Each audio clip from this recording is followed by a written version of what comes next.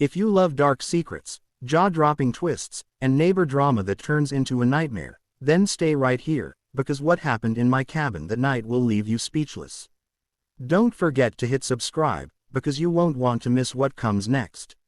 I came back to my cabin earlier than expected, the kind of early return no one had anticipated, not even myself, because the entire trip to the city had been cut short when the client canceled our meeting, and driving those winding mountain roads back home gave me an odd mix of relief and unease, because I had been suspecting for weeks that something strange was happening in my absence, subtle clues like curtains slightly moved, dishes not quite where I left them, and an unexplained scent of cheap cologne that clung to the air when I came back late at night. And though my neighbor Karen had made herself the self-appointed watchdog of the entire lake community, always peeking through her blinds, always calling the wah over the smallest things like trash bins left out too long or music played slightly above a whisper, she seemed more agitated recently, her tone sharper, her complaints more frantic, and I wondered if her paranoia was rubbing off on me or if maybe, just maybe, she was noticing the same strange disturbances that I had. The thing with Karen was, she called the cops for practically everything,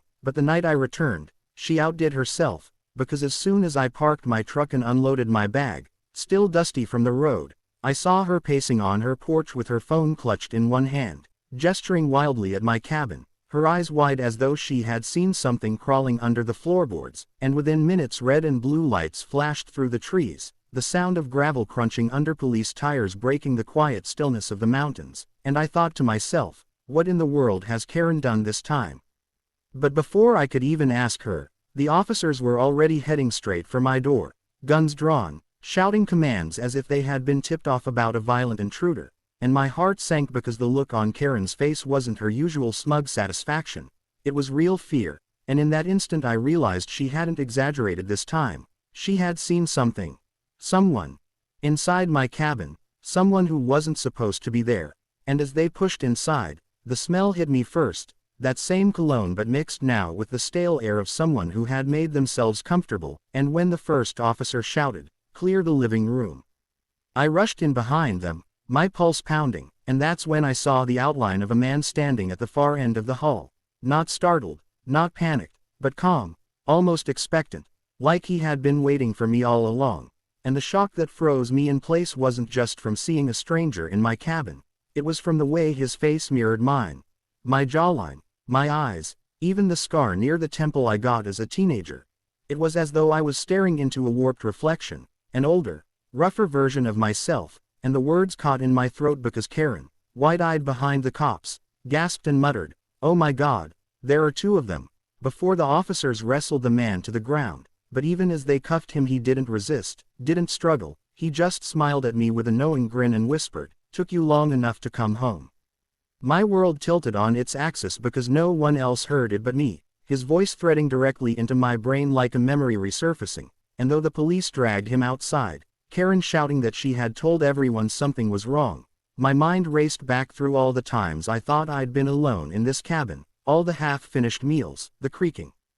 floors at night, the shadows shifting just out of sight, and it hit me like a freight train. This wasn't just some squatter. This was someone who knew me inside and out, someone who had been living parallel to me, hiding in plain sight, waiting for the moment when our worlds collided. The cops thought it was a break-in. They took him away while Karen bathed in the glow of being right yet again, but what they didn't know, and what I couldn't explain without sounding insane, was that the man inside my cabin wasn't just a stranger, he was my blood, my twin brother I had never known existed, hidden away since birth in a secret my parents had taken to their graves, a twin who had grown up in the shadows while I had lived in the light, and the deeper I dug into it after that night, the more sinister the truth became, because records surfaced showing my mother had given birth to two boys, not one, but one had been quietly adopted off the books by a family friend who ran a shady foster home, a man later imprisoned for trafficking children, and somehow my brother,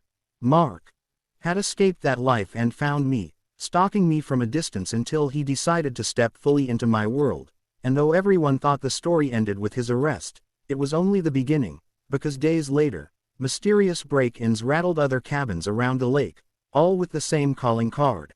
Items moved but nothing stolen, the faint scent of that same cologne lingering like a ghost, and I realized Mark hadn't acted alone. He had allies, others like him who had lived in the margins, who had learned how to infiltrate without detection, and Karen, for all her nosy tendencies, became my unwilling partner, because she was the only one who saw the patterns with me, the only one who believed me when I said Mark had planted himself here with purpose. And as the weeks unfolded, the line between hunter and hunted blurred, with notes slipped under my door, strange voices on the phone, and even the chilling discovery of photographs taken of me while I slept in my own bed, proving Mark had been closer than I ever imagined. And the final twist came one stormy night when Karen banged on my door, drenched from the rain, shaking with terror, saying she had seen him again, not outside, but inside her own house, standing over her bed before vanishing into the darkness. And as the thunder rolled and the power cut out across the lake, I realized the cops couldn't save us, the law couldn't protect us, and the only way to end it was to confront Mark face to face,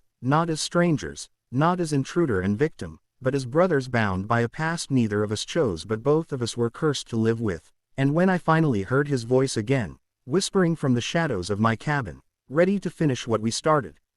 I knew this story was far from over. And if you want to know how it ends, make sure you subscribe, because what's coming next will be darker, deeper, and more shocking than anything you've read so far.